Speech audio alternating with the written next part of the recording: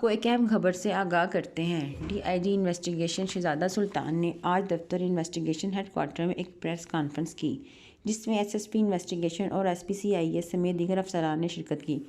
D I جی نے صحافیوں سے گفتگو کرتے ہوئے بتایا کہ CIA پولیس نے رواں ماہ کے دوران ایک کیٹیگری کے 13 اشتہاری سمیت 20 گینگ کے 87 ملزمان گرفتار کیے۔ گینگ کے گرفتار ملزمان سے 7 کروڑ 32 لاکھ روپے سے زائد نقدی، 54 تولے طلائی زیورات اور موٹر سائیکل برآمد کی گئی۔